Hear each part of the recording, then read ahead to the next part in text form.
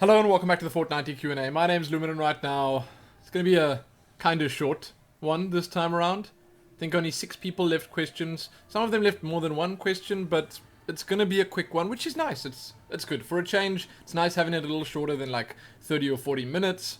But before we get started, because I'm going to jump right on in there in just a second, I will say that if you want to leave a question, you can do so as a comment below. If I haven't answered it like multiple times before, the chances are good I'll answer it in 2 weeks, a fortnight, because that word is amazing. Now, first question, Stone Whisperer. Here's a question for you next time though. If you could take one game and one gaming system, PC included of course, onto a desert island for a year, what would it be and why? There are so many factors that would come into play. Does the desert island have access to the internet? I'm assuming not. Like, I'm assuming that you've got all the standard desert island issues that you got to deal with. I don't know. And I'm assuming like the PlayStation or Xbox would be able to go along with a PC. Do you have a place to stay on this desert island, or are you going to be chilling on the beach or something? Because if you're going to be chilling on the beach, then I don't want a PC on the beach. Then I'd take a PlayStation or an Xbox on the beach. I don't know. Again, there's like a lot that goes into it. Obviously, I'd prefer to take a PC.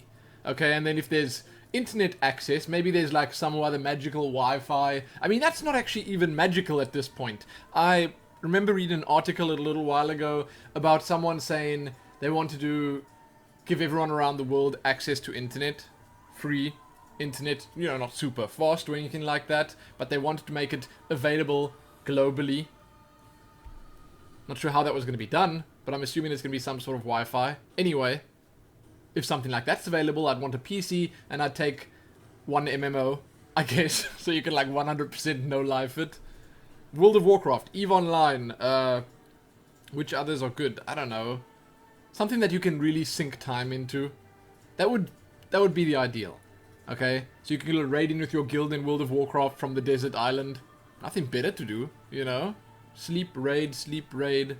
Maybe hunt, catch some fish. Sleep raid. Whatever, you know.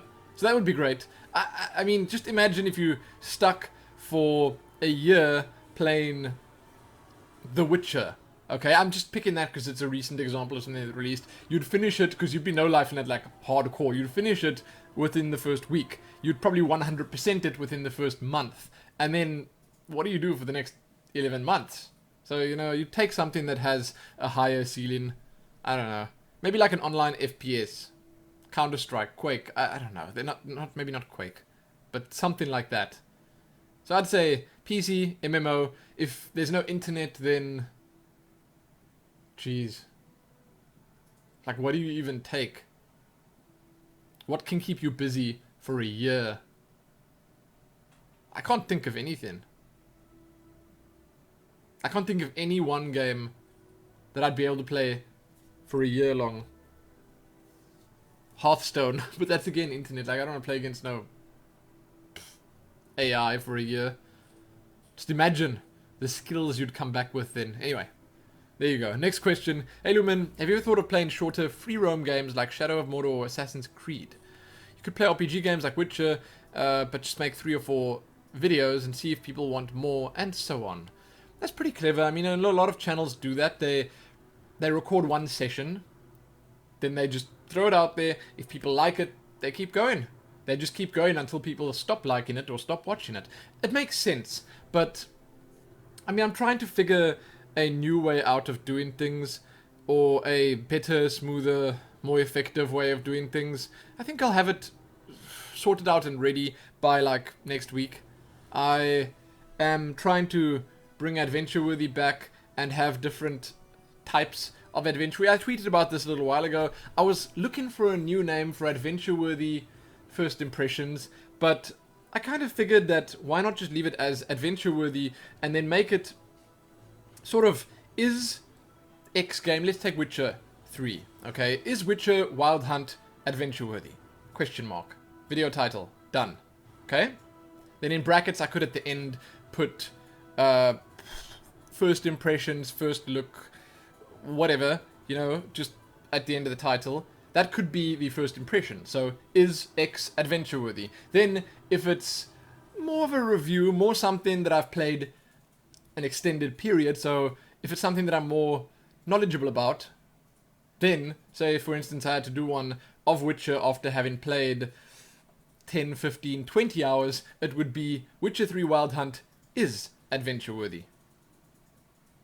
I don't know, that could work. But the thing is, that kind of spoils it, so would it work? Then it's like, oh well, he thinks it's adventure worthy. Now I know what I wanted to know, so there's no reason to watch the video. I don't know. So I'm trying to figure that out. At the moment I've got adventure worthy, I've got nostalgia worthy. I like the idea of that. I really do. You know, you can go into an old game and see whether it's nostalgia worthy or not. See whether it holds up to the no doubt high standards you had set for it in your mind because of the experiences you had with it a long, long time ago. I like the idea of nostalgia worthy and adventure worthy, but I wanted a first impressions version of it, so I'm not 100% sure I'm going to do that yet. We had a little talk on Twitter about it. I can't open it now because our internet is terrible, but we had a little talk, and like people suggested things, impression worthy or impressions worthy or something like that, scout worthy. Okay, maybe I have to open it. Hold on, let's see if TweetDeck opens. I'm going to try and open it and we'll see. But there were a bunch of suggestions, and some of them were okay, some were not that great, some were terrible. Even some of the terrible ones were ones that I had suggested. So I'm trying to find a new name for that, and I'd love to hear from you guys what you think. That sort of isn't what you were asking, you know, play shorter games like Shadow of Mordor or Assassin's Creed. I want to play more shorter games. I mean, Enslaved was pretty great. Like, it was a good experience. I liked the way I played it, and it did reasonably well. So it's something that I'm interested in doing, but man, like, what? It's difficult to find games like that. Sample-worthy, try-worthy, attempt-worthy, trial-worthy, test-worthy, investigation-worthy, and so on and so forth. Like, there are lots. So Twitter did open. That's good. Trying to think of something for that. I like the idea of having the worthy theme going. I do like that. And I want to bring it back soon. I want to be able to do first impression videos where I know the game's name, sort of what it's about, people who made it, what it costs, and then I just go into it with that experience, with that knowledge, and nothing more. Then I play for a little bit, see the starter experience of the game. At the end of, say, 20 minutes or whatever, I can tell you what I think. Give you my first impressions. That's the idea for the first impressions ones, and then obviously there'd be the slightly more lengthy, proper adventure-worthies and nostalgia-worthies, of course, because I know more about the older games that I'm playing. But you guys can let me know what you think about that. It's something that I've been trying to figure out, but I haven't yet. Mr. Stacy J. Oh, that previous one was from Blood Hunter, in case I didn't mention it. And the first question was from Stone Whisperer. Did I not mention the names? I'm sorry. This one's from Mr. Stacy Jackson. What do you think of Die Antwoord? Not much, honestly. I don't know. It's not my type of music. They seem like a talented bunch, and they seem to have really cut themselves a little niche in the market. I think that a lot of the charm is lost when you actually know what they're saying, which I do, and most other people in South Africa do. Then they cater to such a small percentage of the populace. That's just what I think. Most of the stuff that they sing about is just not stuff that you want to hear about, okay? So, I don't know. It's not my type of music. I think that they're talented, like I said, and I think that they know what they're doing. They're clever like that. They make some really messed up videos. That's about it. Yes, they're South African. For those that don't know, it's a South African rap band. I say band because there's like a bunch of them. I don't know if they play instruments or if they just rap or sing or whatever. The woman from there seemed like she was okay. Like she sang well, right? The accent is also a little off-putting. For me, at least. I don't know. It's more so the music, though. Shrinko. I would love to see a full Let's Play of The Witcher 3 and more ESO. And have you ever played Terra? Oh, that's, so the first part wasn't actually supposed to be there, but have you ever played Terra? Yes, I've played Terra. I couldn't really play it very well because of the latency. It was just messed up. It's sort of like Aeon was. It's 100% rubber banding like all the time. The netcode is terrible. Some games, they work. and some don't. World of Warcraft works. Guild Wars 2 works. Now, I'm talking about from here in South Africa with high latency. Works okay. Terra, not so much. They did not make that game with, let's just say, people outside the server regions in mind. It didn't play very well. I didn't enjoy it because of that. I don't know. It felt sort of, not cheaper, but it felt like one of these Asian MMOs. It felt too grindy. It was beautiful though. It was absolutely beautiful. That was such a stunning game. But, I mean, that's it. And you need more than just that for an MMO. There's another one that came out recently, or that people have been playing recently, which is Black Desert Online. I don't know much about it, but that's also a beautiful MMO that seems like it could be a grindy mess otherwise. I don't know. We'll see. Navina Weiss. Another one for you. Apologies if this has been asked before, but where did the name Tales of Lumin come from? Is there any backstory to it? So, this has been asked before, but it was a long time ago, so I thought I could just quickly answer it. Not going to go into too much detail. Tales of Lumin was actually meant to be a book series a while ago. I'm not sure why even. I think I made the YouTube channel because I did a competitions type thing on here for, well, not think, that's why I made the channel, for a StarCraft 2 beta key, which also included the winner's suggestion being added to the book of a street name or something. I can't remember exactly what it was, but Tales of Lumin, that's the name of the book series. Lumin was actually the name of the world that the series was set in. I was working on it along with Helene. We had a children's book, and then I had a sort of more grown-up book in the same world, and it was very cool. Okay, I sort of fleshed out the world quite, let's just say, a lot. I don't know. There was a lot to it already. I had a lot of backstory that had gone into it. There were a lot of characters that I had in this book that I was busy with, and I had already written a bunch of it, and I'm hoping that at some point I can get back to it and sort of spend some time on it and see what I want to do with it. But it's probably not going to be back in the same form that it was, like, back then. I don't know. I'm going to probably do something different with it. I was thinking of trying to convert it into something that could be on YouTube, that I could do on YouTube, but I don't know. I don't know yet. That's where the name comes from. Lumin was the name of the world. It somehow just got, well, changed into the name that I used, and the rest is history. I think if you look around the internet, you'll probably still find some of the book stuff there. Just do some Googling, and you'll probably find it. Then, this is not really a question, but Navina Weiss also said, let us know if you're going to continue playing ESO and what server you're on, EU or NA. I am on EU. I'm always on EU with games. NA's ping would be too bad. Like, we get literally double the latency to North American servers, which kind of sucks. And then he or she also says, it sounds like a she name. I'm not sure if it's a she or he, but also says, let me know if you're going to start a guild or community up there, and then maybe we can play together. I don't know about ESO. Look, the chances are slim. I put up a couple more videos. It was fun to play. It was pretty cool. And some of them, like the first one, got a lot of views, but then immediately people just lost interest after the second or third episode. And then the last one has a couple of views on it, but all of the ones in between are below 1,000 views. And, you know, I don't think it's good for me to stick with Elder Scrolls, seeing that it's not really hype-worthy right now. I don't know. We'll see. Okay, it's unlikely that I go back and do like an extended series on it. I'm trying to move forward with things, so I'll probably jump into new MMOs that come out and see how those go on the channel. I don't know. Like I said last time, it's a good way of doing it, doing mini-series on new games and MMOs that come out, but I'll have to see how you guys feel about it in the long run, and see how the views look in the long run. Louis Sismate. I think I said that right. Lumin.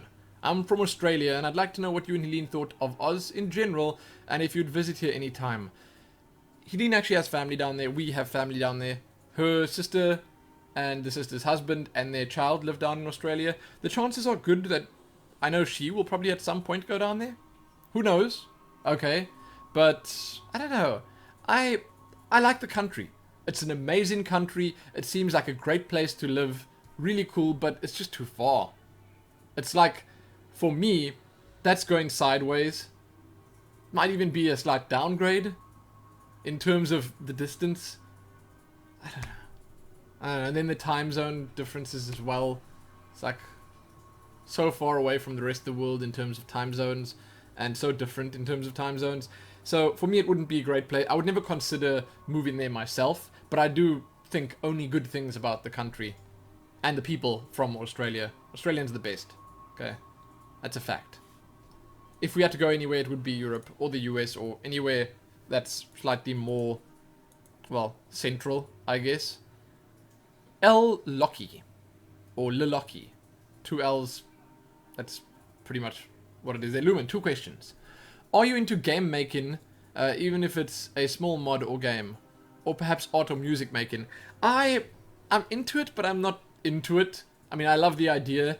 I think that one day, perhaps, I'd love to work with someone or consult someone or, like, be part of the creation of a game, because I've got, like, oodles of ideas, of course. I think I'd probably make the best game ever. But the technical side of things, I don't have any knowledge of. So I wouldn't be able to actually make the game. I'd just be able to tell someone how to make it. I'd be the slave master with a whip, getting them back to work, back to coding. So that's like as far as my, I don't know, interest goes. I can't really say that I'd ever be able to make something myself. As for art and music, not so much. No. But I'm interested in stuff like game making, yes. Very much so. I'm leaning towards hobbies, if you haven't noticed. What would your opinion be, or feelings of, if someone had to make a simple game for you? I.e., if one of your fans made a game about or for you.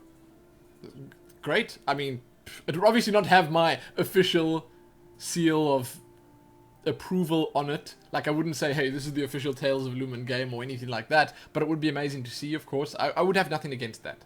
Okay? Seriously. I love that kind of thing. I like the art that you guys sometimes send and all that other stuff. It's great. Okay, and then obviously any game creation of any sort is fascinating to me, always. So there. I have a lot of respect for people that are able to actually create something like that from nothing. I know it's not from nothing, not technically, but that are able to have this concept and actually make a working version of it that someone can actually use and play. A lot of respect for people like that. People that can actually do that. But that was the last question. We are done.